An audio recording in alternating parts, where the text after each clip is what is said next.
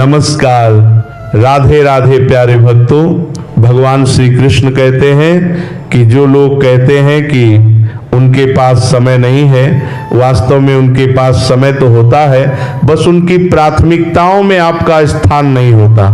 हे अर्जुन, जो मेरे दिव्य जन्म और कर्मों के रहस्य को सही रूप में समझ लेता है, वह शरीर त्यागने के बाद पुनः जन्म नहीं लेता और मेरे परम धाम को प्राप्त होता है। जो मनुष्य सभी इच्छाओं का त्याग कर मैं और मेरा की भावना से मुक्त हो जाता है, उसे अपार शांति की प्राप्ति होती है। जिस व्यक्ति में ज्ञान का अभाव है और ईश्वर में श्रद्धा नहीं है, वह जीवन में कभी सच्चे आनंद और सफलता को प्राप्त नहीं कर सकता। ईश्वर ने हमें जो कुछ दिया है वही हमारे लिए पर्याप्त है और यही शाश्वत सत्य है। संयम, सदाचार, स्नेह और सेवा जैसे दिव्य गुण सत्संग के बिना विकसित नहीं होते। ईश्वर से की गई प्रार्थना से मनुष्य की परिस्थिति बदले या ना बदले, परंतु यह निश्चित है कि उस प्रार्थना से उसके चरित्र में अवश्य परिवर्तन आता है। अपने शब्दों को इतना मधुर रखो कि यदि कभी उन्हें वापस भी लेना पड़े तो वे स्वयं तुम्हें कड़वे ना लगे। जीवन में थोड़ा सा स्वाभिमान होना आवश्यक है, क्योंकि उसके अभाव में लोग वहां भी तुम्हें दबाने का प्रयास करेंगे जहां तुम्हारा अधिकार है। कुछ महापुरुष आत्मा को एक अद्भुत आश्चर्य की भांति देखते हैं, वैसे ही कोई अन्य महापुरुष ही इसके तत्व का आश्चर्य रूप में वर्णन कर सकता है और कोई अधिकारी पुरुष ही इसे आश्चर्य की तरह सुन सकता है। फिर भी ऐसे भी लोग होते हैं जो सुनकर भी इस सत्य को नहीं समझ पाते। श्री भगवान कहते हैं कि जो धीर पुरुष सुख दुख को समान भाव से देखता है और जिसे इंद्रियां तथा विषय व्याकुल नहीं करते, वही मोक्ष का अधिकारी होता है। जब तक मनुष्य स्वयं से हार नहीं मानता, तब तक संसार की कोई शक्ति उसे पराजित नहीं कर सकती। तुम कमजोर नहीं हो, केवल तुम्हारा समय कठिन है और समय सभी का बदलता है। इसीलिए निरंतर अपने कर्म में लगे रहो। जिसने कभी संकट नहीं देखा, उसे अपनी वास्तविक शक्ति का अनुभव कभी नहीं होता। जो दूसरों की पीड़ा को समझते हैं, जिनके भीतर करुणा है और जो हृदय से सच्चे होते हैं, वे पुनर्जन्म के बंधन से मुक्त हो सकते हैं। किसी को कुछ देकर कभी अहंकार मत करो, क्योंकि संभव है कि तुम किसी पर उपकार नहीं बल्कि अपने पिछले जन्म का जड़ चुका रहे हो। घमंड से ग्रस्त मनुष्य का वंश, वैभव और प्रतिष्ठा तीनों नष्ट हो जाते हैं। यदि विश्वास ना हो तो रावण, कौरव और कंस का उदाहरण स्मरण कर लो। मौन से बड़ा कोई उत्तर नहीं होता और क्षमा से बड़ी कोई सजा नहीं। जिस व्यक्ति के पास धैर्य की शक्ति है, उसकी सामर्थ्य की कोई तुलना नहीं की जा सकती। व्यर्थ की चिंता और मन का भय ऐसा रोग है जो हमारी आंतरिक शक्ति को धीरे धीरे क्षीण कर देता है। मनुष्य को जीवन की चुनौतियों से भागना नहीं चाहिए और ना ही भाग्य या ईश्वर की इच्छा का बहाना बनाना चाहिए। यज्ञ से बचे हुए अन्न को ग्रहण करने वाले श्रेष्ठ पुरुष सभी पापों से मुक्त हो जाते हैं, किंतु जो लोग केवल अपने शरीर के पोषण के लिए अन्न पकाते हैं, वे पाप का ही भक्षण करते हैं। अर्थात जो ईश्वर का स्मरण किए बिना केवल जीवन निर्वाह में लगे रहते हैं, उन्हें शास्त्रों में चोर कहा गया है। केवल ज्ञान ही ऐसा अक्षय तत्व है जो हर अवस्था, हर परिस्थिति और हर समय मनुष्य का साथ निभाता है। जिस प्रकार पृथ्वी पर ऋतुएं बदलती रहती हैं, उसी प्रकार जीवन में भी सुख और दुख आते जाते रहते हैं। चाहे युद्ध हो या जीवन का संग्राम, सफलता केवल 3 शस्त्रों से प्राप्त होती है: धर्म, धैर्य और साहस। कोई भी व्यक्ति जन्म से महान नहीं होता, बल्कि अपने कर्मों से महान बनता है। यदि कुछ पाना है तो स्वयं पर विश्वास रखो, क्योंकि सहारे कितने भी सच्चे और अच्छे क्यों ना हो, एक दिन साथ छोड़ ही देते हैं। मित्र गरीब हो या अमीर, यह महत्वपूर्ण नहीं है। महत्व इस बात का है कि वह तुम्हारे कठिन समय में कितना साथ देता है। धर्म कोई भी हो, अच्छा इंसान बनना ही सबसे बड़ा धर्म है, क्योंकि अंततः हिसाब कर्मों का होगा, धर्म के नाम का नहीं। यदि तुम खुशी के लिए काम करोगे तो शायद खुशी ना मिले, लेकिन यदि खुश होकर काम करोगे तो खुशी स्वयं तुम्हारे जीवन में आएगी।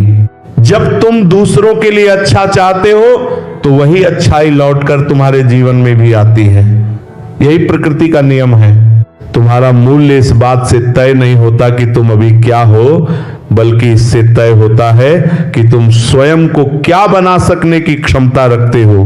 हंसता हुआ मन और मुस्कुराता हुआ चेहरा ही सच्ची संपत्ति है। जितना इंतजार वह तुमसे करवा रहा है उसे स्मरण रखना। समय आने पर वह इतना देगा कि संभालना भी कठिन हो जाएगा। यदि कोई तुम्हारा साथ ना दे तो निराश मत होना, क्योंकि परमात्मा से बड़ा कोई हमसफर नहीं होता। खुशी स्वतंत्रता पर निर्भर करती है, और स्वतंत्रता इस बात पर कि तुम कितने साहसी हो। विश्वास के बिना इस संसार में कोई भी रिश्ता अधिक समय तक टिक नहीं सकता। यदि किसी भूल के कारण कल का दिन दुख में बीता है तो उसे स्मरण करके आज के दिन को व्यर्थ मत करो। अनेक ऐसे महापुरुष हुए हैं जिन्होंने कर्म करते हुए ही परम सिद्धि प्राप्त की। राजा जनक जैसे ज्ञानी भी आसक्ति रहित कर्म के द्वारा ही परम लक्ष्य तक पहुंचे। इसलिए मनुष्य को सदैव अच्छे कर्म करने चाहिए और फल की आकांक्षा से दूर रहना चाहिए। श्री भगवान कहते हैं, हे अर्जुन, मेरे लिए इन तीनों लोकों में न तो कोई कर्तव्य शेष है और न ही कोई वस्तु प्राप्त करने योग्य है। फिर भी मैं कर्म करता हूं ताकि लोक व्यवस्था बनी रहे। यदि मैं कर्म में सावधानी ना बरतूं तो बड़ा अनर्थ हो जाए, क्योंकि मनुष्य हर प्रकार से मेरे मार्ग का अनुसरण करते हैं।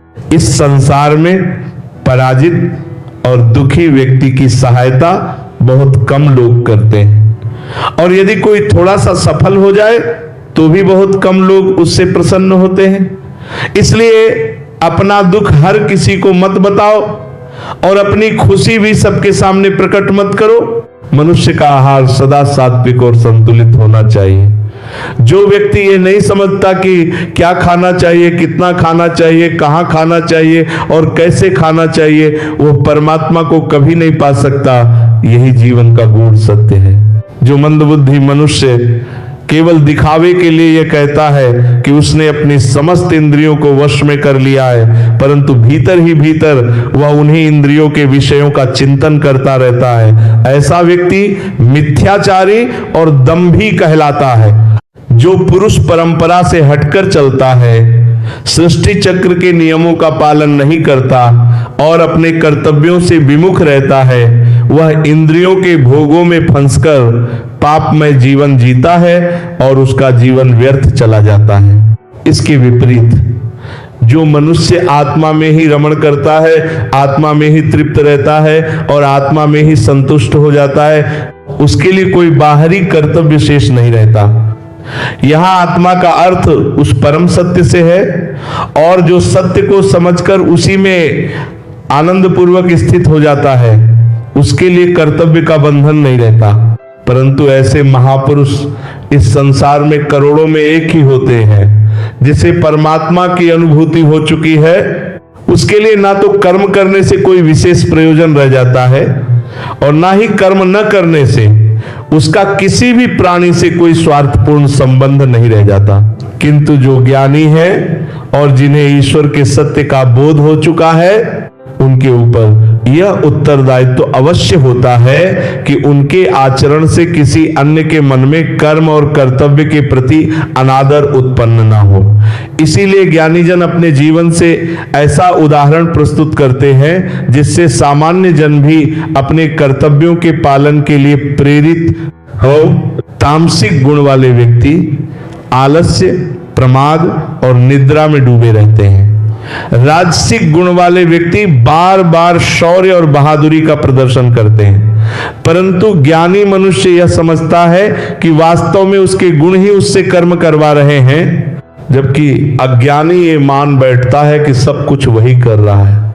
यदि सच में जीवन को बदलना चाहते हो तो सबसे पहले मन को बदलने के लिए तैयार होना पड़ेगा, क्योंकि जैसा मन होगा वैसे ही विचार होंगे और जैसे विचार होंगे वैसा ही जीवन बन जाएगा। भगवान श्री कृष्ण कहते हैं कि मन की शांति से बढ़कर इस संसार में कोई भी संपत्ति नहीं है। जिस व्यक्ति ने अपने मन को शांत रखना सीख लिया, उससे अधिक धनी इस संसार में कोई नहीं। कई बार भगवान हमारे कुछ रिश्ते स्वयं तोड़ देते हैं ताकि कोई हमारी जिंदगी को नष्ट ना कर सके। संसार में सबसे अधिक सुखी वही लोग हैं जो यह समझ चुके हैं कि दूसरों से अत्यधिक अपेक्षा रखना व्यर्थ है। जीवन में थोड़ा दुख भी आवश्यक है, क्योंकि यदि हमेशा सुख ही मिलता रहे तो मनुष्य कभी आगे बढ़ना नहीं सीखता। भगवान श्री कृष्ण अर्जुन से कहते हैं, हे अर्जुन, मैं ही सभी प्राणियों के हृदय में स्थित आत्मा हूं। संपूर्ण सृष्टि का आदि, मध्य और अंत मैं ही हूं। ग्रहों में मैं सूर्य हूं, वेदों में सामवेद हूं, देवताओं में इंद्र हूं और इंद्रियों में मन हूं। मैं ही ब्रह्मा हूं, मैं ही विष्णु हूं और मैं ही महेश हूं। जलाशयों में मैं समुद्र हूं और पर्वतों में हिमालय हूं। इस संसार में जो कुछ भी तुम देखते हो वह सब मेरा ही स्वरूप है। श्री कृष्ण बताते हैं कि यह संपूर्ण संसार उनकी माया है। ये सृष्टि उनसे ही उत्पन्न हुई है, वही इसका पालन करते हैं और अंत में वही इसका संहार करते हैं। वह भूत, वर्तमान और भविष्य के सभी प्राणियों को जानते हैं, किंतु फिर भी वास्तविक रूप से उन्हें कोई पूर्णतः जान नहीं पाता। ये मनुष्यों की भूल है कि एक अकेला व्यक्ति क्या कर सकता है। पर उस सूर्य को देखो जो अकेला ही पूरी दुनिया को प्रकाश देता है। भाग्यशाली वह नहीं होते जिन्हें सब कुछ अच्छा मिलता है, बल्कि भाग्यशाली वे होते हैं जो कुछ भी प्राप्त करते हैं उसे अच्छा बना लेते हैं। जैसे अंधकार में दीपक की ज्योति स्वयं प्रकाशित हो जाती है, वैसे ही सत्य भी अपने आप प्रकट होता है। इसीलिए मनुष्य को सदैव सत्य के मार्ग पर चलना चाहिए। मृत्यु एक अटल सत्य है जिसे कोई बदल नहीं सकता। सृष्टि के आरंभ से ही जन्म और मृत्यु का यह चक्र निरंतर चलता आ रहा है। श्री कृष्ण कहते हैं कि यदि कोई व्यक्ति पूरे संसार का ज्ञान प्राप्त कर ले लेकिन स्वयं को ना जाने तो वह अज्ञानी ही है। यदि कोई आपको ठुकरा दे तो बुरा मत मानिए, क्योंकि वह आपकी वास्तविक कीमत नहीं जानता। मनुष्य को सदा शांत रहना चाहिए, क्योंकि शांति से ही भीतर की शक्ति बढ़ती है। जैसे लोहा ठंडा होने पर मजबूत होता है और गर्म होने पर किसी भी आकार में ढल जाता है, वैसे ही मनुष्य भी शांति में अधिक सशक्त बनता है। विपत्ति के समय मनुष्य को 7 गुण अवश्य बनाए रखने चाहिए: ज्ञान, विनम्रता, बुद्धि, साहस, श्रेष्ठ कर्म, सत्य बोलने की आदत और ईश्वर में अटूट विश्वास। आत्मा सदैव जानती है कि क्या सही है और क्या गलत, परंतु मनुष्य के लिए सबसे बड़ी चुनौती अपने मन को समझना और नियंत्रित करना है। कठिन समय में व्यक्ति भले ही अकेला पड़ जाए, लेकिन वही कठिनाइयां उसे भीतर से सशक्त बना देती हैं। जो आपको सम्मान दे उसी को सम्मान दीजिए, क्योंकि हैसियत देखकर सिर झुकाना कायरता का लक्षण है। श्री कृष्ण कहते हैं कि जो न कभी अत्यधिक हर्षित होता है, न द्वेष करता है, न शोक करता है और न ही कामनाओं में बंधता है, जो शुभ और अशुभ दोनों कर्मों के फल का त्याग कर देता है, वही ज्ञानी पुरुष उन्हें अत्यंत प्रिय होता है। भगवान को प्राप्त करने के 3 मार्ग बताए गए हैं: ज्ञान योग, ध्यान योग और कर्म योग। इनमें कर्म योग को सर्वोत्तम माना गया है। जैसे पृथ्वी पर जतुएं बदलती रहती हैं, वैसे ही जीवन में सुख और दुख आते जाते रहते हैं, इसलिए उनसे विचलित नहीं होना चाहिए। श्री कृष्ण अर्जुन से कहते हैं कि समय से पहले और भाग्य से अधिक किसी को कुछ भी प्राप्त नहीं होता। जैसे दीपक की लौ के नीचे छिपा अंधकार दिखाई नहीं देता, वैसे ही मनुष्य को युवावस्था के पीछे छिपा बुढ़ापा और दुर्बलता दिखाई नहीं देती। मनुष्य का मनुष्य जीवन भर अपने जाल में बांधे रखता है, उसे भटकाता है, और इतना व्यस्त कर देता है कि वह अपने भीतर झांककर आत्मा को पहचान ही नहीं पाता। इसी कारण वह आत्मा में स्थित परमात्मा के प्रकाश का अनुभव नहीं कर पाता। इसी जिज्ञासा में अर्जुन श्री कृष्ण से प्रश्न करते हैं, हे केशव, यदि आत्मा नित्य सनातन और अजन्मा है, जिसे ना शस्त्र काट सकते हैं और ना अग्नि जला सकती है, तो फिर जीव को सुख दुख शोक आनंद मान और अपमान का अनुभव क्यों होता है? तब भगवान श्री कृष्ण अर्जुन से कहते हैं, हे पार्थ, मैंने तुम्हें पहले ही समझाया है कि सुख और दुख का अनुभव आत्मा का नहीं बल्कि शरीर और मन का विषय है। आत्मा तो सदा निर्लिप्त और साक्षी भाव में स्थित रहती है। इस पर अर्जुन प्रश्न करते हैं, हे केशव, शरीर को तो पीड़ा तब होती है जब उसे कोई चोट लगे, कोई अंग कटे या वह अग्नि में जले। वह पीड़ा स्पष्ट रूप से शरीर की होती है, किंतु जब मानहानि होती है, अपकीर्ति मिलती है या अपमान का अनुभव होता है, तब शरीर को तो कोई आघात नहीं पहुंचता। फिर वह दुख किसे होता है? क्या वह आत्मा को नहीं होता? भगवान श्री कृष्ण उत्तर देते हैं, नहीं अर्जुन, मान अपमान, कीर्ति अपकीर्ति, लाभ हानि, जीत का आनंद और हार की पीड़ा, यह सब आत्मा को नहीं होते। यह आत्मा के धर्म नहीं है, बल्कि मन की चंचलता और उसकी प्रवृत्तियां हैं। हे अर्जुन, यह स्मरण रखो कि शरीर के भीतर एक अदृश्य अंग है मन। वह दिखाई नहीं देता, परंतु सबसे अधिक शक्तिशाली है। आत्मा से उसका सीधा संबंध नहीं है। आत्मा रथ का स्वामी है और मन उस शरीर रूपी रथ का सारथी है। यही मन इंद्रियों के घोड़ों को इधर उधर भटकाता है और यौवन के आवेश में अत्यंत चंचल हो जाता है। यही चंचल मन कभी मनुष्य को इस भ्रम में डाल देता है कि वह सर्वशक्तिमान है, सब कुछ कर सकता है और संसार उसके अधीन है। जब यौवन की शक्ति क्षीण होने लगती है और शरीर का दीपक बुझने लगता है, तब यही मन घबरा कर कहता है, मैं बीमार हूं, मैं दुखी हूं, मैं मर रहा हूं, मुझे बचाओ। यह रोना धोना भी मन का ही नाटक है। हे अर्जुन, मैं के अहंकार की मदिरा पिलाकर मनुष्य को मदहोश करने वाला यही मन है। इसके हाथों में मोह माया का जाल है, जिससे यह इच्छाओं पर फैलाकर मनुष्य को अपने वश में कर लेता है। मन शरीर से भी मोह करता है, अपनी सुख सुविधाओं से भी मोह करता है और अपने दुखों से भी मोह करता है। सुख में ये आनंद के गीत गाता है और दुख में पीड़ा के गीत गुनगुनाता है। अपने दुखों में दूसरों को शामिल करके भी इसे विचित्र सुख मिलता है। इसलिए हे पार्थ, मनुष्य के लिए आवश्यक है कि वह अपने मन को वश में करे और अंतर्मन में झांककर आत्मा का दर्शन करे। तभी उस आत्मा के भीतर स्थित परमात्मा का प्रकाश उसे स्पष्ट दिखाई देगा। जैसे मनुष्य पुराने वस्त्रों को त्याग कर नए वस्त्र धारण करता है, वैसे ही आत्मा भी पुराने और निष्प्रयोजन शरीर को त्याग कर नया शरीर धारण करती है। यही प्रकृति का अटल नियम है। इस सत्य को स्वीकार कर भयमुक्त होकर वर्तमान में जीना चाहिए। यदि किसी पर विश्वास करना हो तो उसके शब्दों से अधिक उसके कर्मों पर ध्यान देना चाहिए। क्रोध के समय थोड़ा रुक जाना और गलती के समय थोड़ा झुक जाना जीवन को सरल बना देता है। भगवान श्री कृष्ण कहते हैं, जो मनुष्य मुझे वास्तविक रूप से जान लेता है, उसके लिए इस संसार में जानने योग्य कुछ भी शेष नहीं रहता। ऐसा मनुष्य जन्म मरण के बंधनों से मुक्त हो जाता है।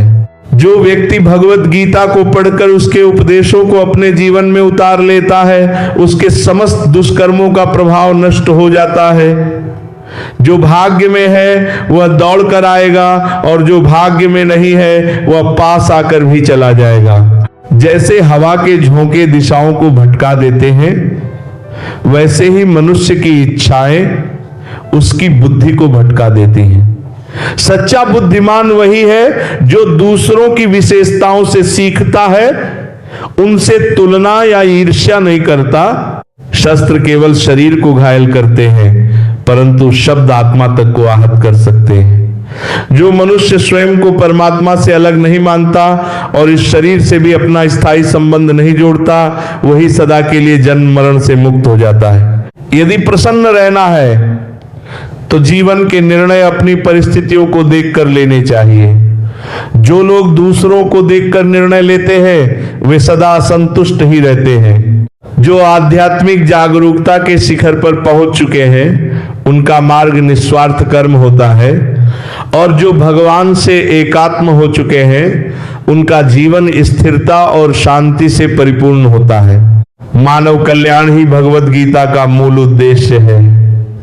इसलिए मनुष्य को अपने कर्तव्यों का पालन करते समय सदा लोक कल्याण को प्राथमिकता देनी चाहिए।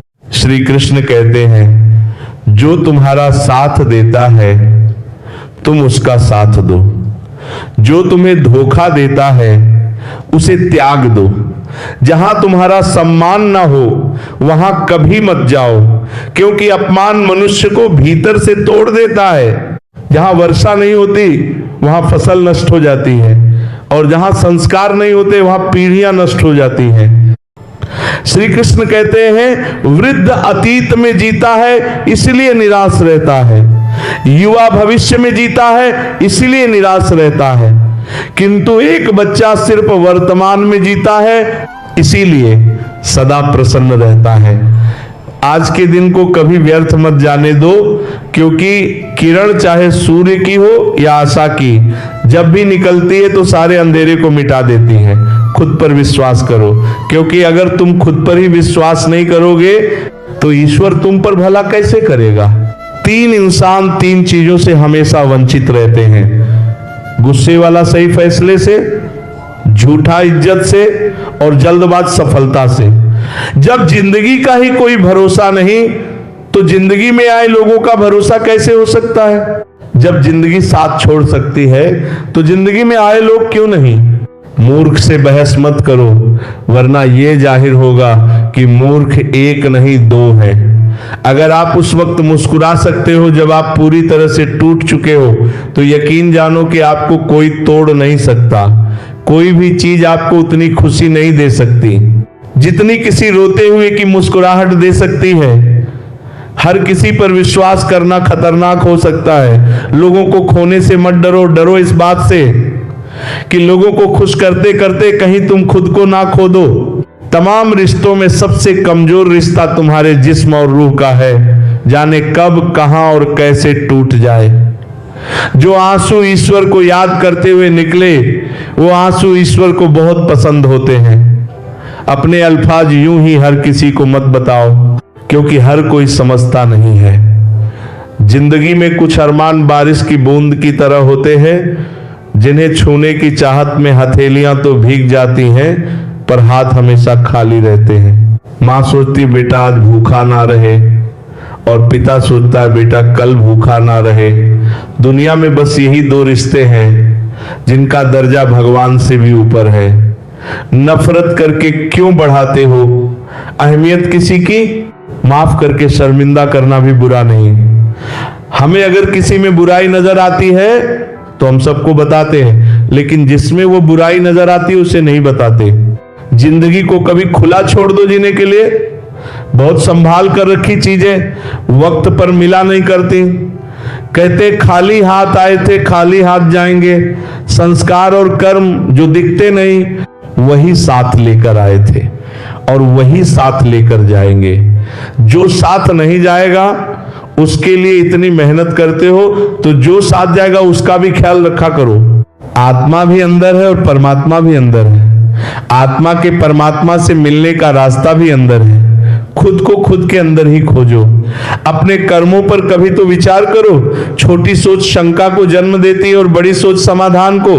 हर पेड़ फल दे ये जरूरी नहीं, उसकी छाया भी बड़ा सुकून देती है। सबका अपना अपना वजूद है, सबकी अपनी अपनी खासियत होती है। अगर आपको किसी के व्यक्तित्व का अंदाजा लगाना हो तो ये देखो कि वह हंसता किस बात पर है। अपने आप को समंदर की तरह बनाओ जो अपने अंदर बहुत कुछ समेट लेने के बाद भी भीतर से शांत होता है। अगर कोई सोचता है कि उसके दुख का कारण कोई और है तो वह कभी सुखी नहीं रह सकता। साथ रहकर छल करने वाला उससे बड़ा कोई शत्रु नहीं, और जो तुम्हारी बुराइयां तुम्हारे सामने बता दे उससे बड़ा कोई मित्र नहीं। ऐसे बनो कि लोग आपके आने का इंतजार करें, जाने का नहीं। पैसा वह साबुन है जो आज के जमाने में हर तरह के दाग साफ कर देता है। सोच खूबसूरत हो तो सब कुछ अच्छा नजर आता है। बारिश गिरी और कानों में इतना कह गई कि गर्मी किसी की भी हो हमेशा नहीं रहती। उम्र बिना रुके सफर कर रही है और हम ख्वाहिशें लेकर वहीं खड़े हैं। कलयुग चल रहा है, इसलिए ये विचार छोड़ दीजिए कि बिना स्वार्थ के लोग आपसे रिश्ता रखेंगे। इंसान की आधी खूबसूरती उसकी जुबान में होती है। अहंकार और संस्कार में फर्क है। अहंकार दूसरों को झुकाकर खुश होता है जबकि संस्कार स्वयं झुककर खुश होता है। किसी ने सही ही कहा, इंसान तीन ही अच्छे होते हैं, एक जो मर गया हो, दूसरा वो जो पैदा नहीं हुआ, और तीसरा वो जिसे हम जानते नहीं। कदर उनकी करो जो तुम्हारी कदर करे। ज्यादा गुलामी में इज्जत की नीलामी होती है। जहां उम्मीद नहीं होती वहां तकलीफ की कोई गुंजाइश भी नहीं होती। हर कोई परेशान है मेरे ज्यादा बोलने से, और मैं परेशान हूं अपने अंदर की खामोशी से। अच्छे कर्म हमेशा अच्छे ही फल देते हैं। जो व्यक्ति अपने परिवार से अत्यधिक जुड़ा होता है उसे भय और चिंता का सामना करना पड़ता है, क्योंकि सभी दुखों की जड़ लगाव है।